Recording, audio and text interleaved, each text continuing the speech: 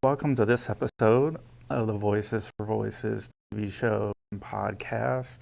I am your host, founder, and executive director of Voices for Voices, Justin Allen Hayes. Thank you for joining us today.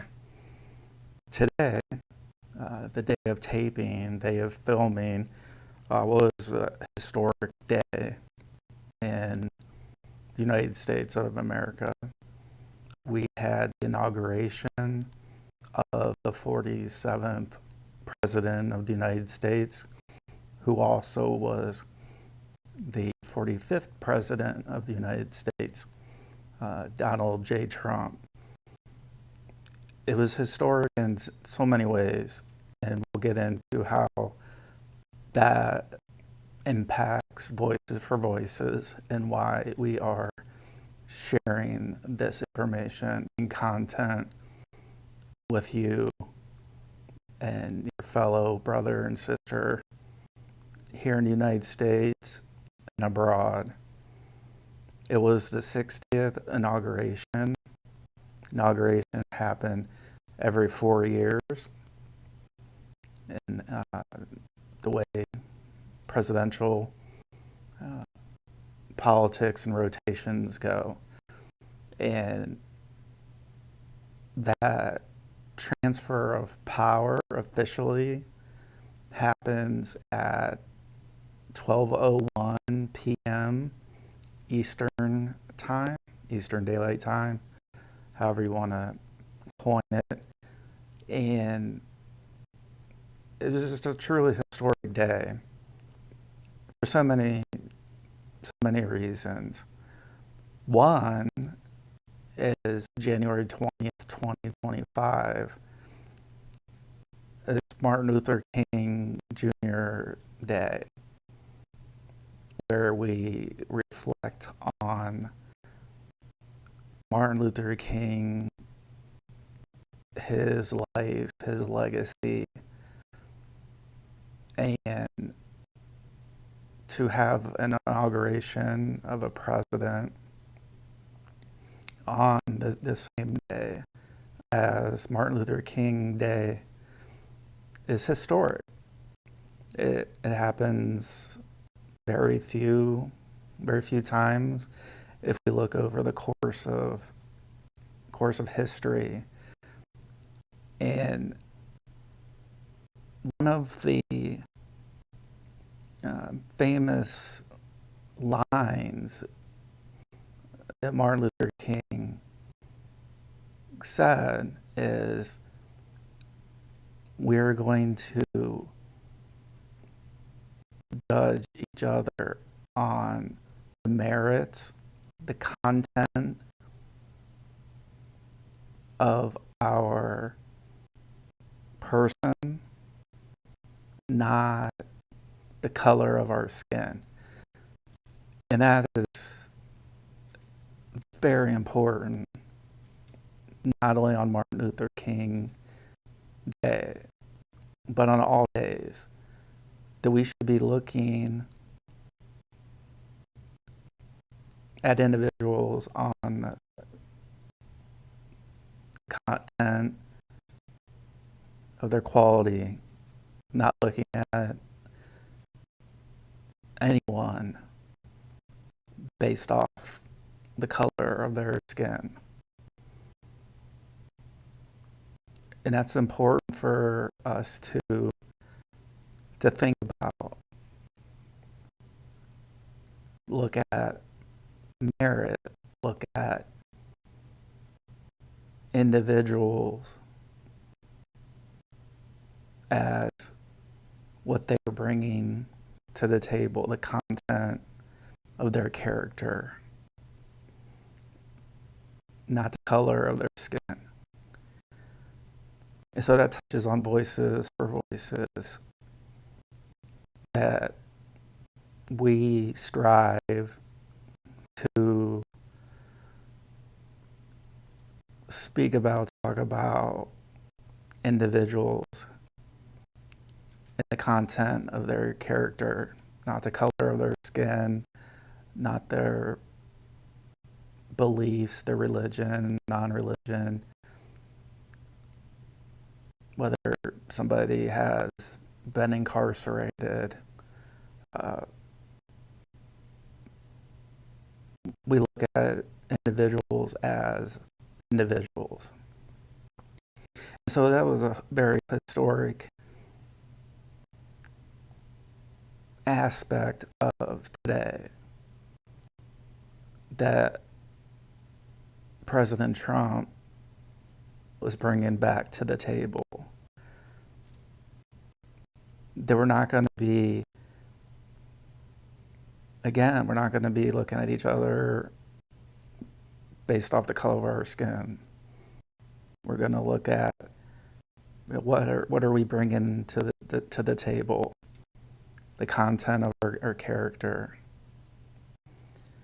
And so I think that goes without saying.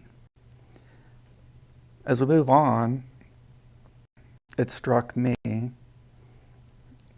as well as other members of our board, how many times the word dream or dreams showed up in President Trump's inaugural speech. You know, we've talked about it, and we'll continue to talk about it.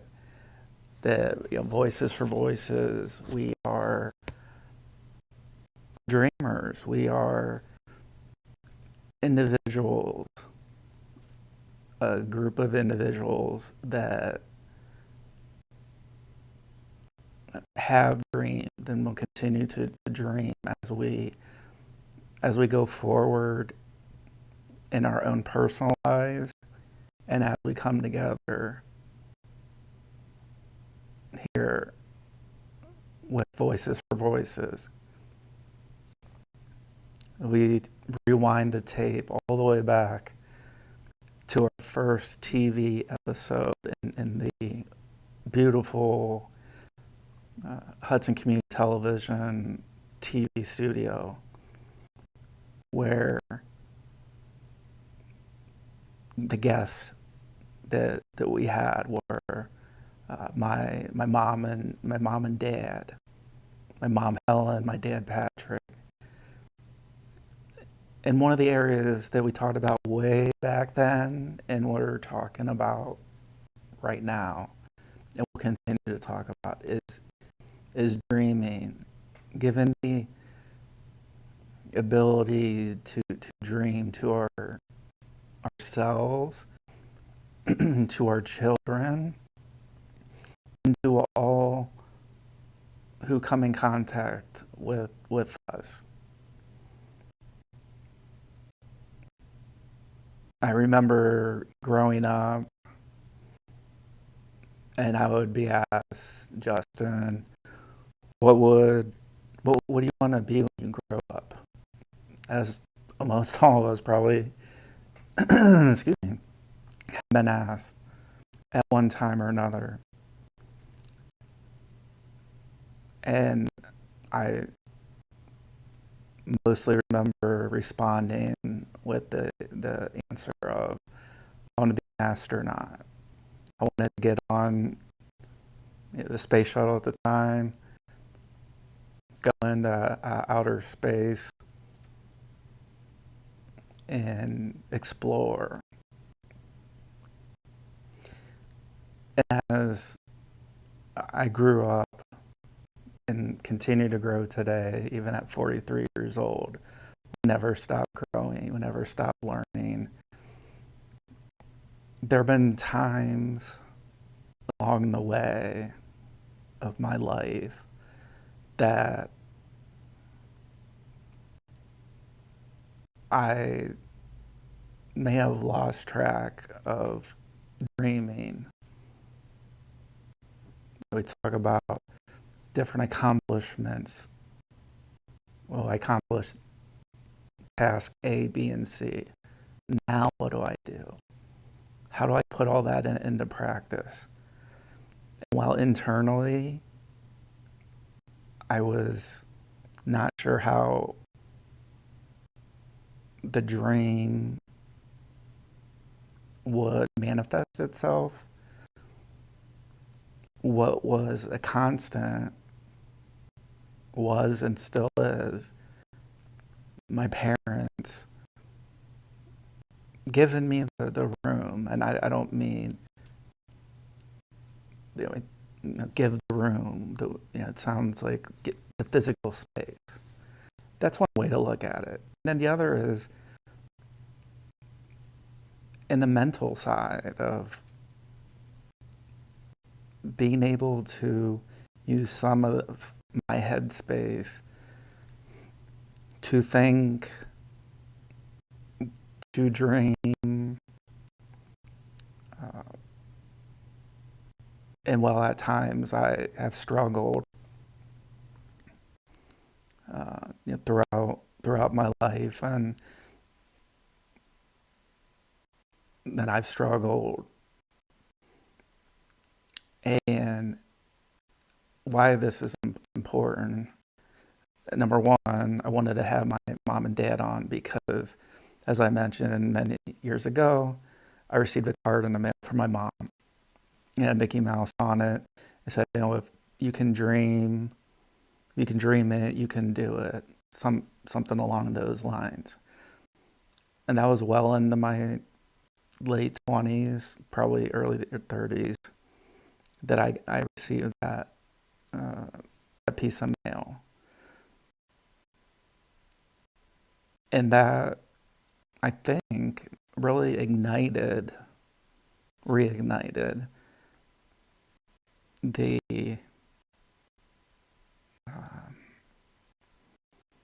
ability to dream again. That I can reignite and dream again, and can continue to dream.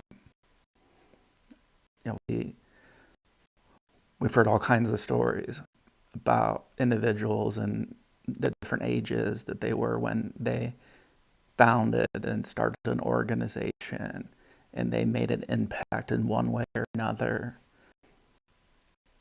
And those aren't always individuals in their 20s, late teens. We're thinking of some of these individuals 50, 60, 70 years old. I'm 43. Still have time. Nothing is guaranteed past this instant, but I'd like to think I have time to continue to dream and continue to put some of the past dreams into practice, however that may be. Another theme is free speech.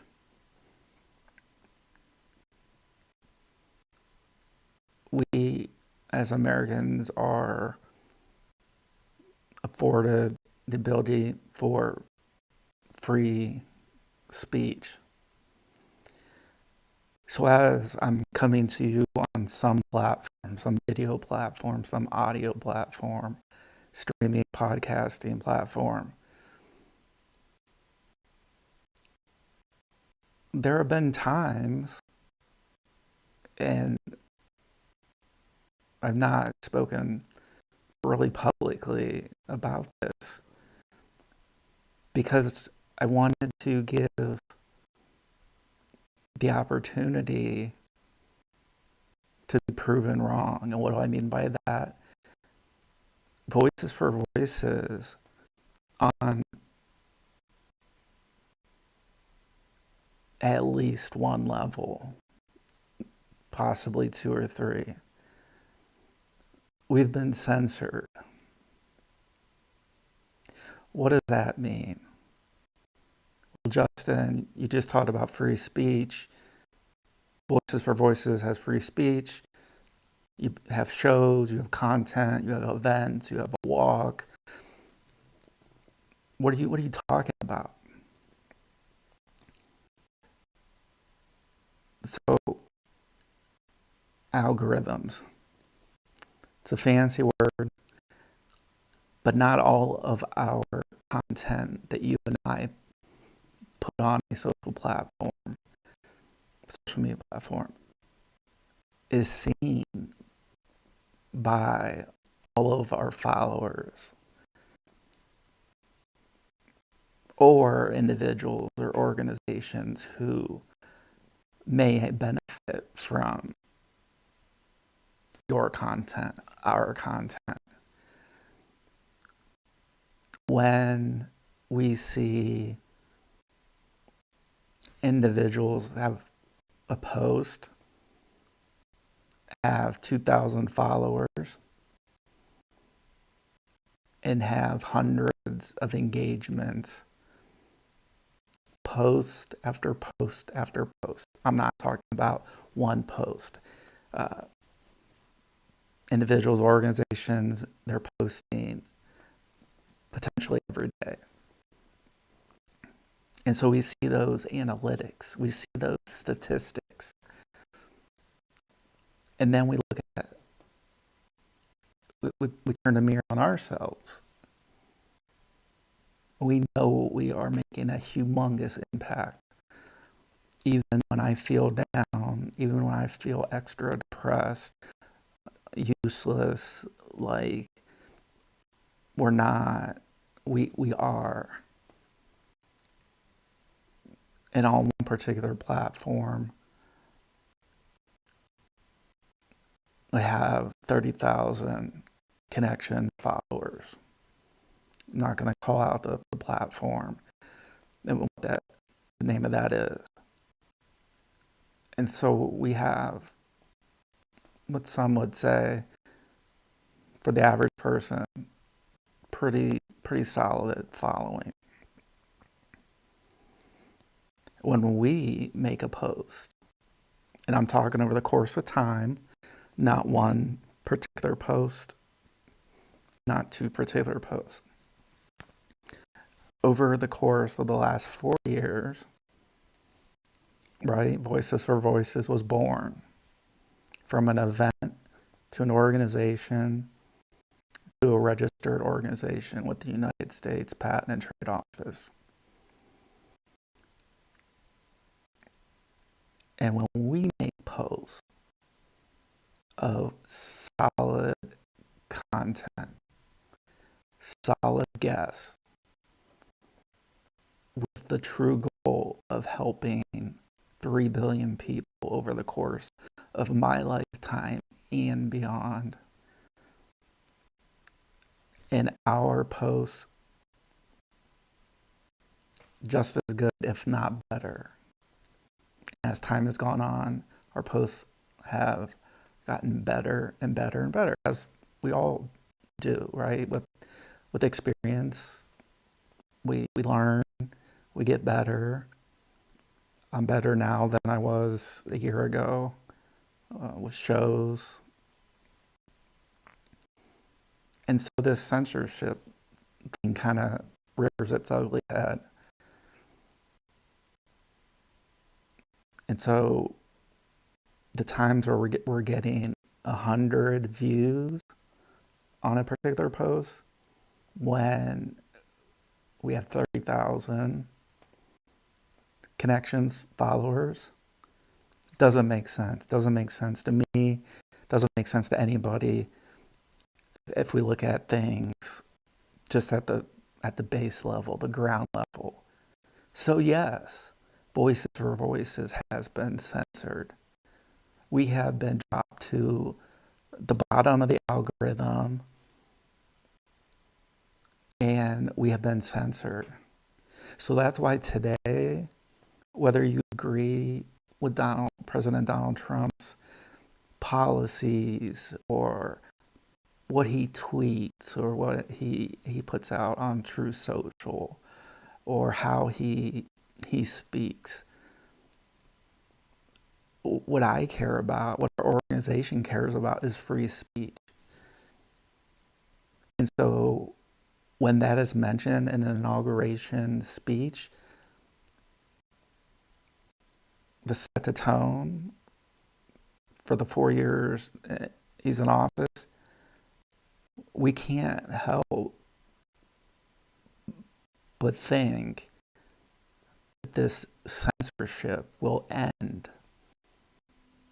If it doesn't end, it will come down a few notches, because no longer are the days where big tech can go on and do these things. What's these things? I'll give you an example. Elliston Berry, previous guest on our show, Voice of the Year in 2024, Dallas, Texas, has a picture on Instagram, goes to school the next day, finds out that picture had been turned into a nude photo. Let's not sugarcoat it. And so here's a teenager, and having been a teenager, we're already dealing with a lot of stuff, a lot of emotions. And so when that happened to her, it took her mom, Miss Anna, lots of calls to local congressmen, senators, because Instagram wasn't, and Meta, they weren't fielding their call, so they weren't going to take the photo down like they were going to take, somebody does that to Taylor Swift, it's done automatically. It wasn't happening here. So this young lady was and still is dealing with this. And it wasn't until Senator Ted Cruz from Texas took a look at this and elevated it here to the national level. And so to the common person, like, they couldn't get their pictures taken down like a celebrity that has lots of money, millions, a billion, has a staff of probably hundreds. And so that right there shows kind of the unequalness that Meta, Instagram, in that case, wasn't going to act unless somebody came face to face in a power position. And so there is the Take It Down Act. We've talked about it on previous shows. You can look back on that. We did 2 episodes with Elliston and her mom, Anna, and then we went down to Dallas for the award ceremony for the 2024 Voice of the Year, which Elliston was presented with. And so that's a form of censorship. They weren't taken serious until somebody in a power position said, hey, no, take this down. And oh, by the way, we're going to put some legislation together for that, which the U.S. House of Representatives should be passing and President Trump will be signing. And Elliston and Miss Anna and her dad will be there when that is passed. So that was a form of censorship. And so yes, Voices for Voices has been censored on the local level, on the state level, on the national level, and on the world level. But that stops today. Even with that censorship, we've still reached 50 countries, 500 plus cities. We're reaching people far and wide. And it's not based on the color of their skin. It's the content of their character. And so to have somebody in our corner, your corner, believe in free speech, should feel good. That is how one way that the inauguration of a new president, a new administration, new vice president, and J.D. Vance has and will continue to be a force to reckon with these next 4 years and hopefully beyond. Because I don't say this out of ego. I've dropped my ego a long time ago. I have my moments, but I've dropped my ego. And so this isn't me saying this content strictly for personal gain, strictly just for voices for voices. This is for every individual, every person, every organization who has been forced down in the algorithm where their content or information hasn't been seen,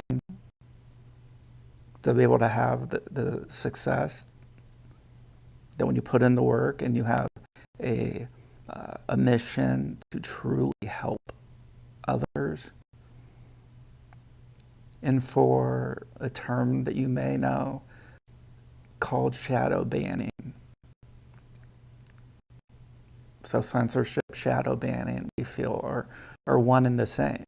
It's showing, oh, you have 30,000, 100,000, 1 million followers, but only 100 or 1,000 are seeing that content, are able to interact with that content. So when you hear shadow banning and being forced down in the algorithm lower, those are the same things. So yes, we, just as Martin Luther King and just as newly inaugurated President Trump was 45th president as well is now the commander-in-chief as the 47th president of the United States of America. That we believe that we should be judged on the content of our character and not the color of our skin. Across the board, whether that's in person, whether that's on social media, whether that's on a podcast, whether it's on a TV show, whether it's at a sporting event, at a concert, getting a vendor into a particular sporting arena, that everybody has the same opportunity. And at the day, it's the content of the character, not the color of the skin, that breeds the opportunity and the chance for success. So when we peel back that onion right back to that first episode in the television studio, when I talked about dreaming and thanking my mom and dad, and still to this day thanking them, and my dad posthumously, that I'm able to continue to dream and to go after the dream. And then we just witnessed the commander-in-chief that said dream or dreamed at least 6 times in an inauguration address. So not just for me, not just for Voices, but for you, your organization, your family, your friends, your colleagues. Let's carry that torch on, not just for the next 4 years, but for the rest of the time that we are on Earth. Until next time, be a voice for you or somebody in